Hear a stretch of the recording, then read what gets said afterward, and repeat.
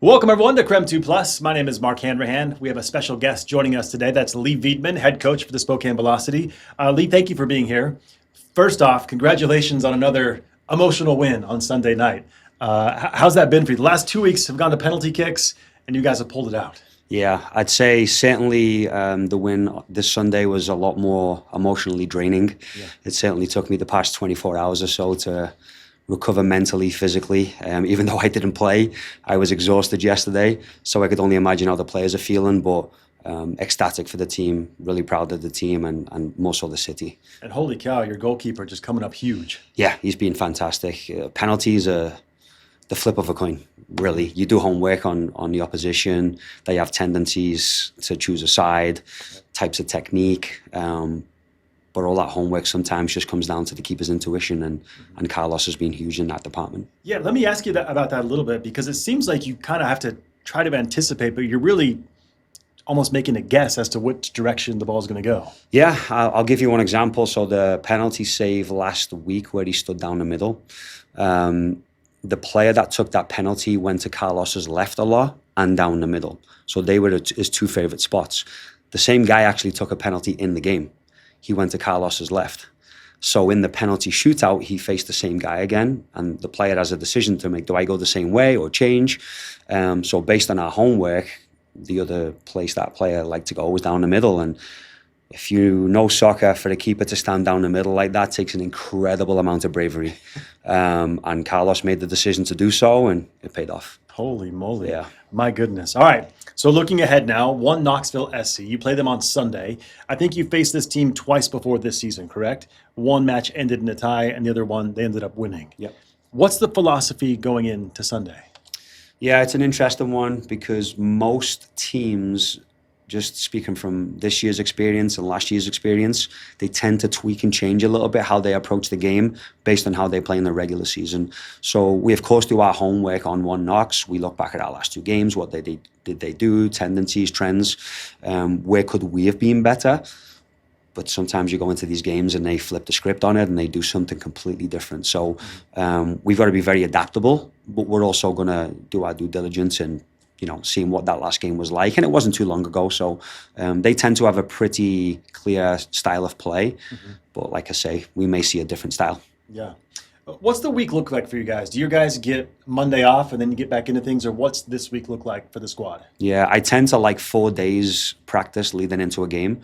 I feel 5 or more just becomes a little bit too much mentally and physically more than anything, especially at this point in the season. We've certainly given them off Monday and Tuesday to recover physically because of the overtime. We're probably going to be more so in recovery than anything tomorrow when we get back in. But the big one is mentally. I felt it and I didn't even play. Yeah. So I couldn't even imagine how the players are feeling today and tomorrow as well. So tomorrow we'll recover. Thursday we'll get back in and just get the guys back on the ball, doing a lot of technical work. Maybe dial in on a few things that I feel we still need to be sharp at and to prepare us for the game. And then Friday will be our day to really prepare for what we think they're going to do, our preparation to go and win the game. And then when we get a marker on Saturday is really just a light, fun day. Yeah. In terms of X's and O's, that seems maybe a little more, I don't know if simple is the right term, but in terms of getting the guys mentally ready, how do you approach that aspect of the game? Yeah. I wouldn't say it's an approach by me. It's more about them and their, I'd say them as people and their experiences that they've had in the past. We've got a slightly older average age. That was intentional through the recruitment process to bring in guys who had either had proven experience of winning championships or being in a playoff team consistently. Those guys tend to know what it takes to win and find a way to win. You've got a style of play, the X's and O's, the tactics. Every coach has their personality within the team, but finding a way to win is different. Sometimes you've got to go away from that identity. The second half of overtime a couple of days ago, we had to go away from that. I had a centre back as a striker. We had to go a little bit more direct and cause a little bit of chaos. So it is largely on them and their experiences. and I'm just managing that just so they don't get too high or too low. It's just about staying even keel, and that's really my main job. Yeah. And you have guys from all different backgrounds and really all around the globe. I was looking at your roster today, a lot of international players. How do you manage so many personalities to get everyone to kind of key in and lock in on the same goal? Yeah. Again, I don't like to micromanage. I spend more time finding out about the person in the off season than I do the player. Our ownership have done a fantastic job in really just driving in what our values are as a club, what our mission is as a club, and the types of people we want involved with the club. And I really carry that through the recruitment into the team, because I believe the same too. I feel to be successful as an organization, yes, you've got to have good players. You've got to have good people in the front office. Competent people in the front office, but you've got to have good people. Yeah. You've got to have good people, because when the going gets tough and things might not go your way for a portion of the season, the real person shows in those moments. So for me, a lot of that was about the recruitment in the off season and finding more about the person than anything, because I knew if I got that right, it would help our chances of succeeding greatly. Yeah. This might seem a bit like a silly question, because you guys are now playing in the championship, and it seems like, playing for any kind of championship, it would be easy to get up for that game. But after such a long season, I think you guys started in March this year, right? Correct. And we're now going to be in mid-November. I mean, kind of what's the message to the team heading into this week? It's the championship. You don't want them to overthink it. You want them to just play, but also to kind of realize the moment and the opportunity at hand. Yeah. The whole week approach is very different than anything we face all year. Main reason because it's the final game of the year. It's the final. The attention on that nationwide is huge. Media interviews are skyrocketing for players. The attention is pulled in different directions. So even though we've got our normal cadence on the day-to-day, and I try and keep everything as consistent as possible, players tend to be very superstitious beings. And if anything changes during the week in any way, it throws them off. So it's really just about maintaining that consistent flow through the week in amongst the somewhat chaotic nature in the run into the final. But I think, again, the experience that we've got in the group, we're able to manage that because they've been through it before. And if there's players who are asked to do interviews or a little bit more than they normally would, we've got strong personalities and managers and leaders in the locker room that help guide them through that process. So it's not just about me. I have a leadership group in the team that I trust to help manage the locker room as well. So we tackle it together. We don't get it perfect, but we tackle it together for sure. Yeah, absolutely.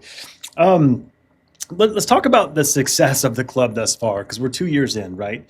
Back-to-back appearances in the USL League One Championship. When you took this job as the head coach, did you imagine you would see this much success this early on? No, absolutely not. The reality of our 3-year plan was this. It was have a clear identity at the end of year one.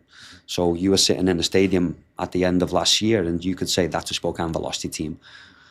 That was considered realistic success for us last year. Year two was to potentially get into a playoff spot, so finish top 8, and then to potentially get a home playoff game in year 3.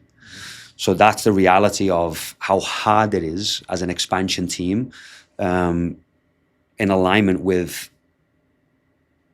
the reality of what it takes to achieve success. It's balancing those two things. The competitor in you always wants to win and go and get the championship, but the reality of how hard expansion team it is for expansion teams coming in, you've got to find that balance. And we can't go too far one way or too far the other because you'll overcorrect and who knows where that ends up. Yeah. So year one, we were absolutely light years ahead of where we realistically planned to be, which is fantastic. And then year two, again, we've certainly gone above and beyond just finishing in that top 8. We've gone to the championship again, which is fantastic. And for you personally, that has to feel great because I believe this is your first head coaching job in USL League One, correct? Correct. Yeah. And what's that like for you? I mean, you've got to be satisfied with what you've accomplished thus far. Yeah. I am. The way I also look at it, and it's somewhat pessimistic. I've been in 2 finals the past 2 years, and I've lost both. One as an assistant coach with Charleston Battery in the USL Championship final. Last year with Spokane-Velocity in the USL League One Final. And then this is my 3rd final in 3 years, which I'm in a very, very fortunate position because people don't ever get that opportunity once. So I'm not ignorant to that fact, how fortunate I am. And we are as a club and the players. But the competitor in me really, really wants this. Yeah. Really wants this. Not just for me, because I'm a winner. I want trophies, and that's why I do what I do.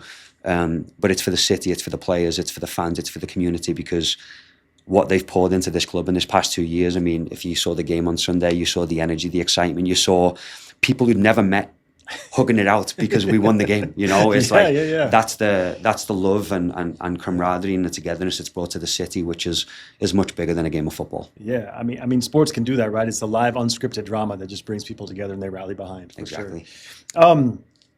Let's talk about you a little bit as a person, right? Born in Liverpool, is that correct? Yep. So you arrived in the U.S. 2008 timeframe? Correct, yeah. And let's just talk about that. You came here to play soccer in college, correct? Yep, yeah. So I first visited the U.S. in 2006, maybe 7. There's a local team that was put together in my area called Knowsley Youth. That was my kind of county. And then every year they came over to play in a tournament called the Dallas Cup. So I came over with them twice. I was recruited to go and play, or there was interest to go and play at Creighton University in Omaha, Nebraska, which is a very prestigious soccer program. Yeah. It didn't quite work out for me to be eligible to go and play there. So they said, hey, go to a junior college, do well in school, do well on the pitch. We'll come back in 2 years. We'll see if we can get you eligible, and then we'll kind of go from there. So it didn't work out for me to go back to Creighton and go to play Division 1. So I went NAIA, finished up school. Always coached along that pathway. There was a league called the PDL, Professional Development League, which is more known now as USL League 2. I played in that league a little longer than I probably should have to try and chase the dream a little bit longer, but it never did work out for me to go pro. But all along that period of time, I went through school, got a associate's, bachelor's, master's, continued to coach and grow, went through my coaching licenses. And throughout that period of time, I had the fantastic opportunity of coaching at basically every level of the US soccer pyramid, which I'm very grateful for. So here we are 17 years later, and it's flown by. Yeah. It's flown by. And your experience as a player, how has that impacted your coaching style? I always believe who you are as a player is very much about who you are as a person. And I think that's just the same as a coach.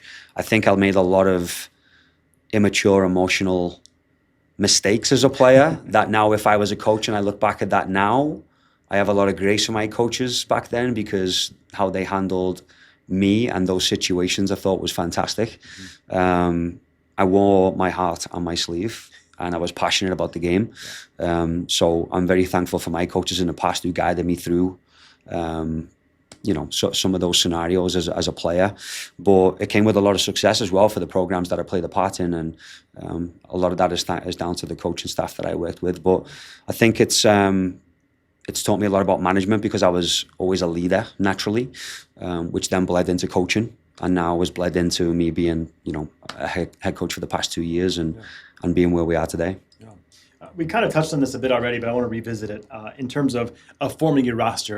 How's that process look? At the end of every season, are you looking at something like, okay, here are the positions we need to fill, here's what's out there, I want to bring in this guy for this reason, and how does that process work for you guys? Yeah, it's very multifaceted. So it starts with an idea of how you want to play. There's a lot that goes into that idea, factoring in the trends of the league, travel, et cetera, et cetera. So you've got to find the balance of finding players that play how you want to play, technically, tactically, et cetera. But also, like I say, dealing with the trends of the league. The league tends to be very transitional. So you've got to find players that are strong in those departments. But it all starts with the idea of how you want to play. I enjoy data. So I've always finding a balance of how do I find players that align with my idea of football, so I can convert my idea of football into KPIs that are tracked by different companies, and then I can use those KPIs and connect that to players, and I can see where players fall in alignment with how we want to play as a team. So that is a component that I use in data, but I've been in the league, USL in general, for 7 years now, going into my 8th year. So I know the league quite well and what players I like and don't like. So I always try to balance the two, the data and the coach's eye. But the biggest thing for me is the person. And that's probably something I've learned since I worked as an assistant with John Pasquarella in Oklahoma City Energy. He was huge on the people that you work with. He was a fantastic connector of people. When John was let go, I stepped in as the interim at that time with OKC Energy. And I got to really get my feet wet on the importance of, yes, the player is important and winning games is important. But if you get the right people and connect with people, you're going to get a lot more out of the player, which then helps you as a team. So, it's almost like that movie Moneyball with Brad Pitt. Yeah. The baseball movie. Yeah, exactly. Yeah. I don't necessarily have the same resources they do to go as far as they did, but I find it really effective. But all the data in the world is not really going to tell you much about a person. And I think for me, that has been one of the biggest and most important strategies I've taken to help us build what we've got right now. Yeah. Have there been situations, and you don't have to name any names, I'm just curious, have there been situations where you maybe passed on a player who might be more skilled because you didn't like who they were as a person, or maybe their personality didn't align with what you were looking for? Absolutely. Absolutely. Yeah. It's always difficult. It really is. But one player can change the whole dynamic of a locker room very quickly. You've got a good thing going, and mid-season you bring in the wrong person, that whole thing could be ruined right away. And it's really hard to recover. It takes a lot longer to recover from that situation, no matter how fast you identify it and remove it in some ways, because we are in somewhat of a ruthless sport, right? It's professional sports. If it doesn't work out, you get removed. Right. So, yes, I've turned down a lot of players who are excellent, who would help us greatly as a team. But my philosophy from that perspective is we put the person first and we make sure we get good people in first, because you can ruin things really quickly. It seems like that's paid off, judging by the success in the last 2 years. Give me some insight into kind of the mood and, I don't know, just the atmosphere in the locker room with this current squad. Good group of guys, get along. Kind of what's the atmosphere like when nobody's around? Yeah, listen, like you mentioned, you've got so many different nationalities in the locker room. Yeah. Everyone's got their own vibe. Everyone's got their own day on the speaker to play music from their country. So we call it the banter, the joking in the locker room is just never ending. You've got little kind of funny relationships of guys who went to college together, like Jack Denton and Javi Martin Hill. They both went to college together at Missouri State, played together at Missouri State. They've got their own funny relationship from college. But you also see new relationships being built in Maki Hernandez and Jack Denton, another guy and couple who have hit it off and have their own little fun times as well. So the vibe is good. It's really positive. They have each other's back when they need to. But there's an accountability there as well, because the players are usually the first ones to say, hey, we were not good enough. That's on us and we got to be better. And I don't think they're afraid to hide the fact of that from each other, which is part of building a winning culture. Is there maybe like an elder statesman in the locker room that's kind of like, for lack of a better term, like a father figure on the team? Well, I'd say it's Luis. Yeah. Luis Hill is he's our captain. He's played in the MLS. He's played in Liga MX. He's been on the national team. He's probably the most experienced guy in our locker room, and he wears the captain's armband, so he bears that responsibility of being the dad sometimes. But we've certainly got some of the father figures in there. Nico Brett, I mean, he's second all-time leading goal scorer in USL history. He's been around the league a lot. Fantastic experiences, fantastic guy, good leader. You've got Derek Waldeck. He's kind of got the title of team dad in many ways. He's the fine master. Okay. So he's in charge of fine. So if he catches you doing something out of line, then he's going to come down on you like the dad would. So we've probably got a couple, to be honest, though, but we've got a good balance. Yeah, that sounds awesome.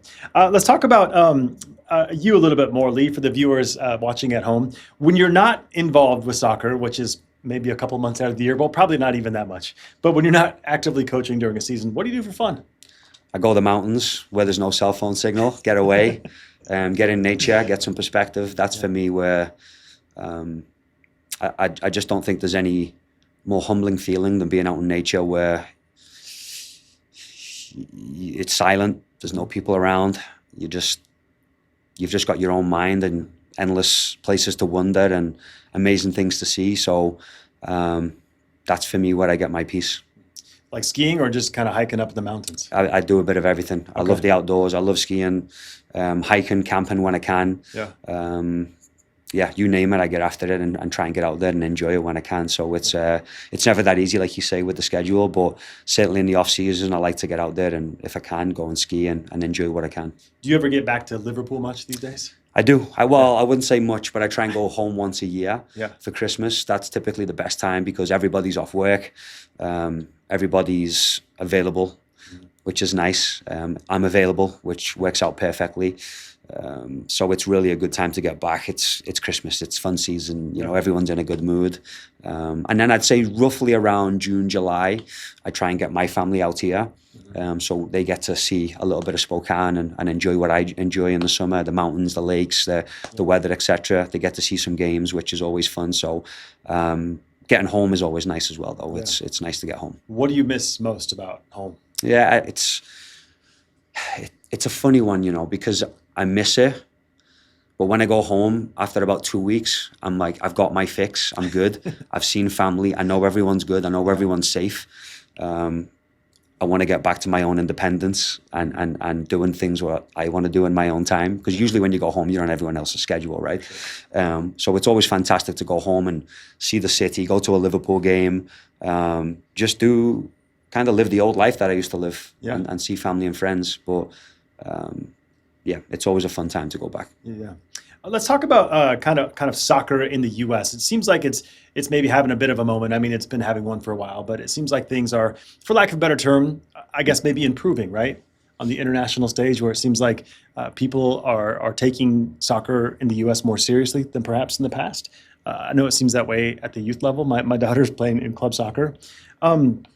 One of the things that Katie Harnato told me when they announced bringing the squad here or starting this team, the Velocity, was she wanted to have a professional team in Spokane, and even the Zephyr for that matter too, that boys and girls in Spokane and the Inland Northwest could look to and say, hey man, if I work hard and if I do well, I could potentially play professionally in my hometown. Do you ever give that any thought, and kind of what do you think about that whole opportunity for these local kids? Yeah, it's imperative. It really is. The sport in the 17 years since I've been in the US has grown exponentially. Yeah. It really has. But this is really my first time being involved with a club that has done it from the ground up. Building the Zephyr, building the Velocity, and trying to connect with the community along that process has been an incredible thing for me to see. I think up until this point, and I'm just paraphrasing here, I may get these figures a little wrong, but we're in the region of 150 to 200 contacts with the community in various different aspects. So to see that growth through these 2 years has been incredible. I mean, if you just look back at that first home game for Zephyr last year, and you had 100 plus youth girls soccer players on the pitch, and the excitement that was on the field on that day before the game, if that doesn't make the hairs on the back of your neck stand up, I mean, I don't know what will. That is tangible, real excitement from kids who see an opportunity. Yeah. For the Velocity, we've had a fantastic opportunity to bring a local player on board with us in Rocky Wells from Mead High School. He came in with us last year. In fact, we identified him earlier last year. We brought in a bunch of kids from the local community who we were told about that maybe had the ability.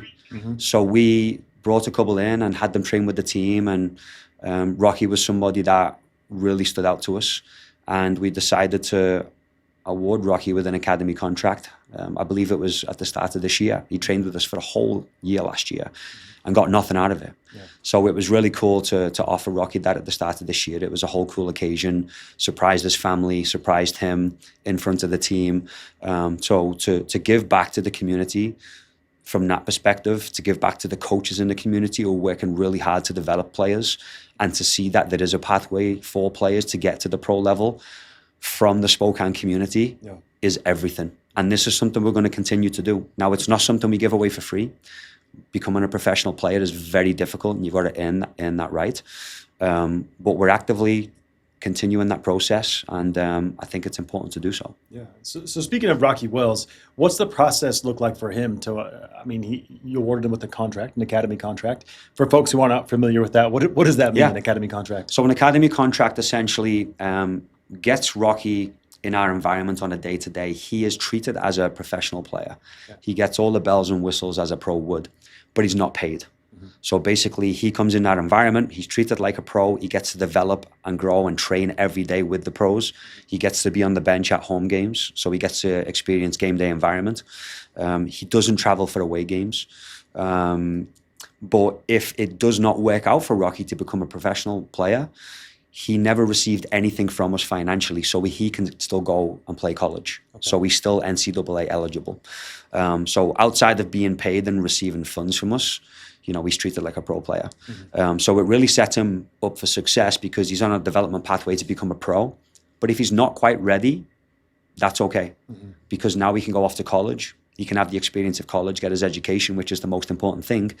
And then maybe in 2, 3, 4 years, maybe that might be the right time for Rocky to come back to Velocity and be a Velocity player, because he's had that time to grow and develop as a person, but also as a player. The other caveat to that as well is if he does become a professional player with us, we also have the ability to offer him a scholarship for free to go to Bellevue University, which is ironic because a couple of years ago when this partnership came in with Bellevue University and USL, it's a small school in a small school in Bellevue, Nebraska. And ironically, I played there, I graduated, and it was the craziest thing that came about when I saw this partnership with USL. So we also offer that for academy players as well. So there's also that nice benefit as an academy player, or at least a professional player, if he does turn pro at 18. And I got to imagine just the experience you would gain from being around a professional club. I mean, that's invaluable as a player, right? Oh, it's everything. Yeah. Listen, like I say, you've got Luis, who's had the experience he's had. You've got Nico, Brett. You've got Andre Lewis, Colin Fernandez. I mean, I could go on and on and on with the names that we've got in this team that Rocky is just a sponge around from the day to day. A lot of that also was learning how to be a pro. What are you doing before training? Are you just sitting around on your phone on Instagram, or are you doing any prehab that you've got to do before training, mini bands, rolling out? What are you doing to get prepared for training? How do you handle yourself around the team? What are you doing afterwards? What does it take to be a pro? It's more than just showing up and practicing and coming out there on game day. How do you conduct yourself on game day if you're not getting minutes? Which Rocky has got maybe 10 minutes all season, So all of these nuances he learns, and it just helps him be a better person, which is one of the bigger rewards that I feel like a player gets out of this process. Yeah. On the topic of youth soccer, you grew up playing soccer in England, right? Yep. In your experience, what is the main difference in youth soccer, let's say in England versus here in the US? Yeah. It's an interesting one because I can only speak from my experience. Sure. I really only had access to two sports that were free. For me personally, I was not in a position to ever pay for sport. Most people in my community were not. So the only two accessible sports were soccer and boxing. So they were the only two free sports that we had access to. Here, the access to sports are just endless. In every aspect. You've got football or American football, lacrosse, basketball, etc., etc. So the access to that is just much greater, and I think that's beneficial from a couple different perspectives because becoming a multi-sport athlete I think is fantastic for physical development. As an athlete, it develops you to be a really good athlete as you mature and you get older. You get exposure to different coaches, players, styles. But there's also the other side of it as well, where you're not able to specialize. So you become, a jack of all trades, but a master of nothing in some way, right? So I think there's something to be said to the specialization side of it as well.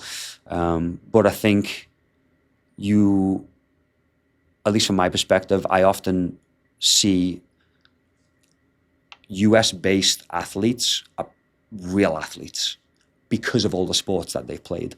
I feel like it's very different back home. You don't really see that. But on the flip side of it, being a specialist and playing one sport your whole life, I think development just accelerates a little quicker because it's the only thing you've ever done. So you do see kids going to the Premier League at the age of 15, 16, 17, where you don't really see that happening at the MLS level a lot here. It started to change the past couple of years with new academy systems in place. But you're starting to see kids now, because they are starting to specialize earlier, get into the first teams a lot sooner as well. Mm-hmm. So there's certainly some positives to it. Yeah. What would your advice be to maybe parents of young kids out there who their kids are playing soccer and they're starting to get more serious about it, and they want to think about going on to play for their high school team and even perhaps a college team? What would your advice to them be? Yeah. Let the kids play. Let the kids play. If they're going to enjoy it, you'll know. If they're not going to enjoy it, you'll know. I think I don't have kids, so I can't put myself in a parent's shoes, but it's easy for you to invest your time and energy and resources into paying for your kids to go and play soccer. And then you fall into the trap of, because you've put your hard-earned money into doing that, you kind of forced it on your kid to enjoy it, to find a way to be good in soccer. So the challenge of that is, do you set your kid up for success in an environment like that or not?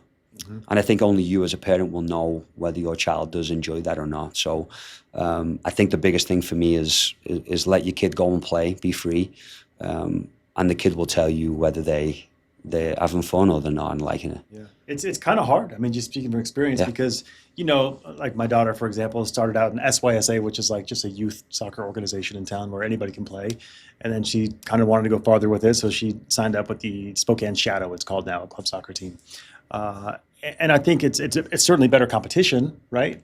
But it's hard to kind of pull back from that and be like, okay, I'm not going to scream at my kid from the sideline. Yeah. I'm not going to be upset with them when they make a mistake. I'm just going to try to take a step back and hopefully they have fun. Yeah, right? It's really difficult. It really is. But I think there's another component to it as well, where your child has a connection and friends and a social group in the team.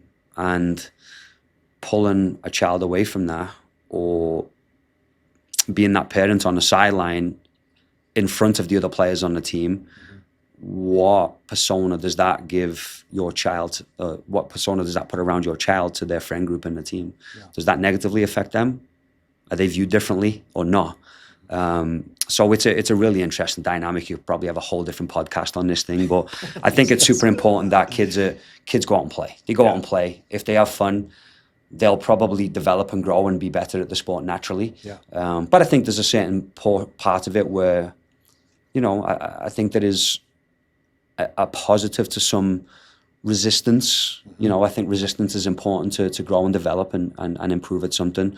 But I think that resistance, that pushing your child to improve and having that mindset and willingness to grow and be better is a balance. But it's more so at the younger ages, let your kids go play, have fun. Yeah, it's hard. I mean, having that conversation with my daughter, it's like, if you want to be good, you have to put the work in outside of practice. For sure. Like, that's just the reality of it. Because everyone goes to practice. Yeah. But if you want to stand out, you got to be putting the extra work in. But that's kind of a hard, for a 12, 13-year-old kid, that's a tough conversation. Yeah, and I think that age is probably a good age where you push a little bit and kind of set those expectations of, if you do really want it, this is what it's going to take. And I think that's healthy. Yeah. Okay, so we are less than a week away from the championship game. You mentioned KPIs, right? Key performance indicators. What are the KPIs that you guys will need to achieve to win the game on Sunday? I would say winning championships is largely about defense. Knoxville have often found a way to win games, whether it's by one goal or a small margin, whatever that may be.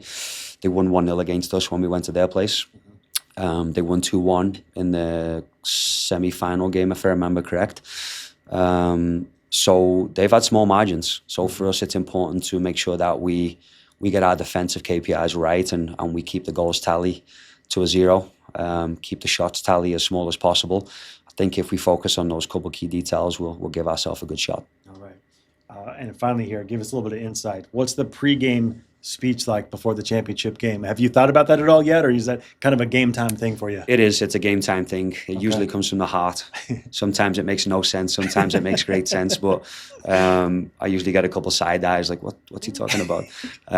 But usually it comes from the heart at that moment in time. So we'll see what comes. but I think the occasion speaks for itself, and I think the guys will be ready. Yeah. No matter what happens, returning back to Spokane, when do you hit the ground running for next season?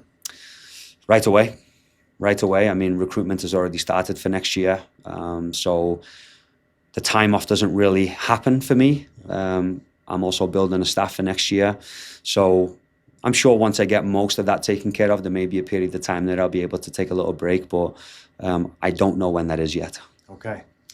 Well, the task at hand, championship game coming up on Sunday. Leigh, thank you for your time. Thank you. All right. And for you viewers back home, if you want to watch that match, 2 p.m. our time on Sunday, it'll air live on KSKN 22. Leigh, good luck. Thank you very much.